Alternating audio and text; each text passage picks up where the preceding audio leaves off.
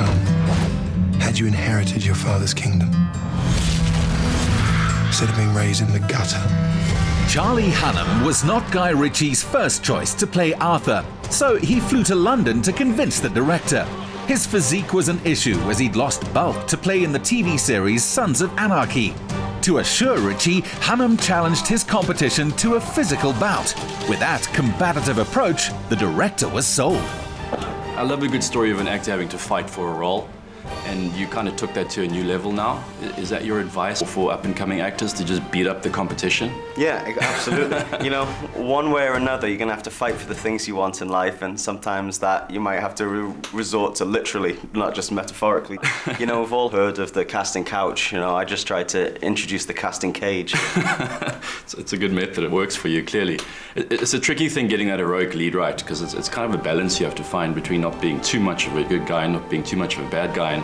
And you and Guy really found a nice balance as kind of every man who has greatness to thrust upon him. Yeah, I mean, we wanted to try to make our Arthur a bit sort of fresher and feel a bit more contemporary and relatable and accessible to a younger audience.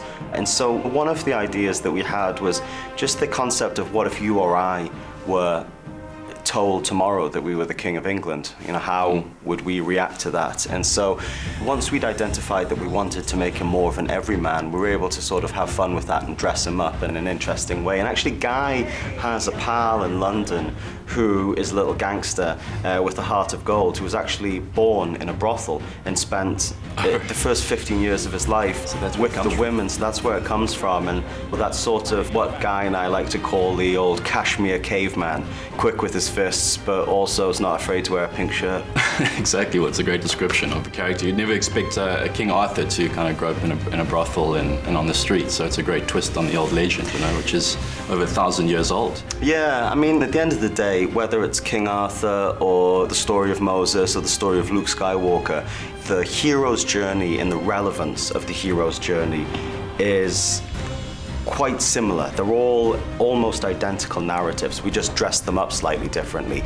But then if you're going to tell specifically exactly the same story, there is a slight responsibility to do something fresh, because there have been other adaptations of the Arthurian legend that are quite meaty and satisfying. But when I heard that Guy Ritchie was doing this, I just saw what the potential of that was. He's always going to bring that sexy, energetic, contemporary take to anything. Yeah, exactly.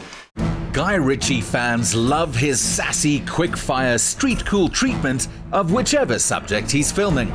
But to sustain that style, the lead character needed substance. What I was really interested in is capturing the essence of the story. And the essence of the story is really about a man transcending from completely dependent boy to completely autonomous man. And that's what the essence of King Arthur has always been about. Then thereafter, I was interested in telling a contemporary version of that, so it felt like you hadn't seen this before. It was Vortigern who murdered your father. You need to be careful. His power is increasing. When people fear you, it is the most intoxicating sensation a man can possess. Jude Law and Guy Ritchie worked together on the Sherlock films, so Law felt he could apply friendly pressure to keep the character of Arthur's uncle Vortigern from simply being a baddie. I was always a champion of explaining the background, making sure it was clear that Vortigern was sent away to the mages as a young man, as a sort of diplomatic move by his and Uther Pendragon's father, so that he had this insight with mage magic that obviously, to a degree, poisoned his soul and lured him to this quest for power. And I was always clear that I liked the fact that it emphasized at the beginning the price he pays, the pain that it costs him to achieve the position of power, because otherwise he just becomes this sort of generic, out-and-out evil guy. At least you have a slight kind of complexity to his personality now. So really it was just adding all those little light shade qualities to give him a little bit of three-dimension. Fight scenes were always dangerous. To avoid lapses of concentration on long shoot days, conditioning was the key. So much has been made of your physicality for the role. You've been in great shape.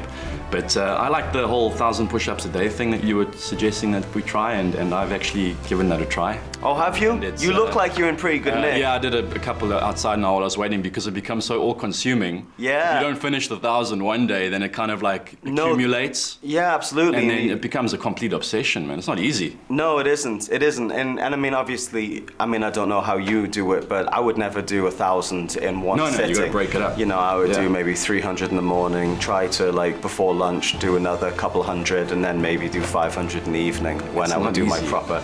But, you know, it's not like that was part of a routine. Often that was the goal of the day. I would just do the 1,000. And then if I was going to do anything else, I just did pull-ups and dips and then non-weighted squats. I don't like to play around with weights at all. So just body weight stuff. Well, for the viewers who don't know, I mean, you're shooting 14-hour days, which is essentially 14 hours of cardio because you're doing these crazy sword fights and choreography. So you're losing muscle during the day, which means you have to gym after you've repped to gain back that muscle. So you're doing 16 hours of gym a day, essentially. Yeah, on those days where I was doing all of the action stuff through the day, it was. And I must confess, on some of those days, I would be doing push-ups all the way through the day, in between takes, just to keep myself loose, because while they were changing a lighting setup or something, you can't afford to allow your body to cool down, because then if you ramp back up to it, as soon as they say, okay, we need you now, and they call action, if you've let your body get cold, then of course you're going to start pulling muscles and getting injured. So it does require a borderline professional athlete level of endurance 100%. to get through 14 hours a day, 5 days consecutively. You know, so. Awesome. Well, Charlie, you were great in the movie, man. I appreciate that. Thank you. This just looks like you're having fun, which is what the audience has when they watch it. So that's the important thing with everything in life, I guess. Just have fun. And that was the mandate for Guy and I. We said, listen, if we're having fun every day and making each other laugh every day, then hopefully the audience will have fun and we'll make them laugh a couple times too. So it was. I had more fun on this film than I've ever had in my career. So it was great. Glad to hear it. Good to see you again. Thanks, man. All the best. For all those who miss the Lord of the Rings films and can't wait for a new season of Game of Thrones, King Arthur, Legend of the Sword is just what the Doctor ordered.